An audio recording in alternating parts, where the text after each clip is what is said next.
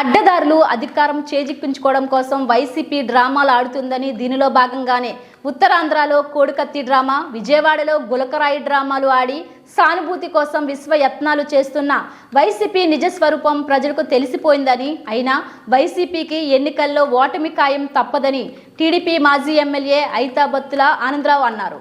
అంబేద్కర్ కోనసీమ జిల్లా కేంద్రం అమలాపురంలో టీడీపీ రాష్ట్ర కార్యనిర్వాహక కార్యదర్శి మెట్ల రమణబాబు స్వగృహంలో ఏర్పాటు చేసిన పాత్రికేయుల సమావేశంలో ఆనందరావు మాట్లాడుతూ, జగన్పై హత్యాయత్నం అంటూ వైసీపీ చేస్తున్న తప్పుడు ప్రచారాన్ని ఖండిస్తున్నానని తెలిపారు.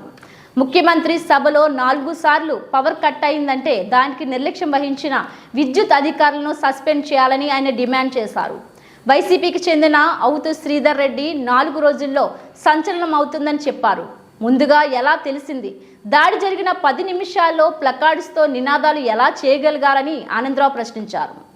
గొడ్డలిపోటును గుండెపోటుగా మార్చిన వ్యక్తులకు ఈ సంఘటన పెద్ద వింత కాదన్నారు. ఈ సమావేశంలో అధిక సంఖ్యలో టీడీపీ శ్రేణులు పాల్గొన్నారు. మీడియా మిత్రులందరికీ నమస్కారం. ఏదైతే రాత్రి వైఎస్ఆర్సీపీ నేత ముఖ్యమంత్రి జగన్మోహన్ రెడ్డి మీద రాడు దాడి అంటే గులకరాడు దాడి జరిగిందో, ఆ దాడికి సంబంధించి ఆయనకి ఎడంపక్కే తగిలింది, ఆయన యొక్క శాసనసభ్యుడికి కూడా ఎడంపక్కే తగిలింది. అది కూడా చీకట్లో జరిగింది. చీకట్లో జరిగిన వెలుగులో జరిగిన గాయమే కాబట్టి ఆ గాయం ఎవరు చేశారో వాళ్ళని తక్షణం పట్టుకోవాలని, కరెంటు తీసేయబట్టే ఆ గాయం జరిగింది కాబట్టి ముఖ్యమంత్రి గారి పర్యటన పట్ల ఎంత నిర్లక్ష్యంగా ఉన్నటువంటి, కరెంటు తీసేయడానికి కారణమైనటువంటి ఎలక్ట్రికల్ డిపార్ట్మెంట్ పెద్దల్ని ఎలక్షన్ కమిషన్ వారు విచారణ చేసి తగు చర్యలు తీసుకోవాలని, అలాగే ఈ యొక్క కరెంటు పోయినప్పుడు ముఖ్యమంత్రి అంతటి వ్యక్తి చీకట్లో ఉన్నప్పుడు బుల్లెట్ సీట్లు వాడకుండా, కారులోకి తీసుకెళ్లకుండా, ఆయనకు అడ్డించకుండా వదిలేసి ఎవరో గాయం చేసి ఆస్కారం కల్పించినందుకు పోలీస్ అధికారులు ఎవరైతే డీజీపీ కానీ డీజీ కానీ ఉన్నారో వారి మీద ఎలక్షన్ కమిషన్ వారి మీద చర్యలు తీసుకుని ఈ ఎన్నికల విధుల నుంచి వాళ్ళు తప్పించాలని డిమాండ్ చేస్తూ జరిగిన దాడిని తీవ్రంగా ఖండిస్తూ ఉన్నాము. ఎందుకు అంటే ప్రజాస్వామ్యంలో ఎన్నికలు స్వేచ్ఛగా జరగాల, ఆ రక్షణ వ్యవస్థలో నిక్కచ్చిగా ఉండాలా, అలాగే ఇతర డిపార్ట్మెంట్లు కూడా బాధ్యతగా ఉండాలా.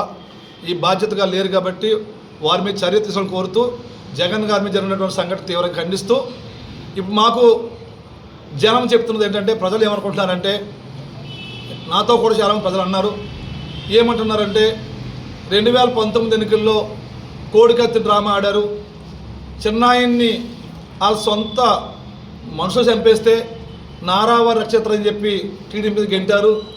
ఇప్పుడు కూడా జరిగిన దాడి మీద కొట్టిన వాడిని పట్టుకోకుండా, విచారణ చేయకుండా, ఆడెవడో చెప్పకుండా నిమిషాల్లోనే ప్లకార్డులు తీసుకొచ్చి ధర్నా చేసి చంద్రబాబు గారి మీద, కూటమి మీద నిందలు వేస్తున్నారు. ఇది కూడా డ్రామా అయ్యి ఉంటుంది సార్ అని చెప్పి ప్రజలు అంటున్నారు. కాబట్టి తక్షణం ఎవరు కొట్టారో వాళ్ళని పట్టుకుని విచారించి ఆ పబ్లిక్ చూపించే వరకు, అది కూడా చీకట్లో జరిగిందంటున్నారు. మరి చీకటి జరిగినప్పుడు ఎవరిని తెచ్చి చూపించకుండా ఒరిజినల్గా ఉండాలా, ఇవన్నీ చేయాలా. ఇవన్నీ చేసి మరి ఇలాంటి సానుభూతి సంఘటనలు వాడుకోవాలనుకునే విధానాన్ని మానుకోవాలని, 2019 ఎన్నికల్లో మీ కోడికత్తి డ్రామా చూసిన తర్వాత, మీ బాబాయ్ గొడ్డల వేటిని తెలుగుదేశం మీద నెట్టేసి విధానం చూసిన తర్వాత, ఇప్పుడు ఈ ఎన్నికలు 24 ఎన్నికల్లో ఇలాంటి సంఘటనలు మీరు ఎన్ని సృష్టించినా జనం నమ్మటం లేదని తెలియజేసుకుంటూ, ఇదంతా కూడా ఎన్నికల స్టంట్గానే జనం భావిస్తున్నారు. సానుభూతి పొందడానికి మీరు చేసే ప్రయత్నంగానే భావిస్తున్నారు. ఎందుకంటే ఒకే ఒక సంఘటన నిమిషాల్లోనే, 1 గంటలో వస్తే పర్వాలేదు ప్లకార్డులు, నిమిషంలోనే ప్లకార్డులు వచ్చినాయి. అలాగే దీనికి మరో బలమైన సంఘటన ఏంటంటే, మీ అనుచరుడు ఆల్రెడీ సిబిఐతో కేసులో ఉన్నటువంటి వ్యక్తి, జడ్జీలను నిందించిన వ్యక్తి అవుతు శ్రీధర్ రెడ్డి 10వ తారీఖున తన ఫేస్బుక్లో 4 రోజుల్లో రాష్ట్రంలో సంచలన సంఘటన జరుగుతుంది రాజకీయాలని ఆయన పేర్కొన్నాడు. దాని విధంగానే ఇప్పుడు ఈ సంఘటన జరిగిందంటే దాన్ని బట్టి చూసిన తర్వాత ప్రజలకు అనుమానం వస్తుంది.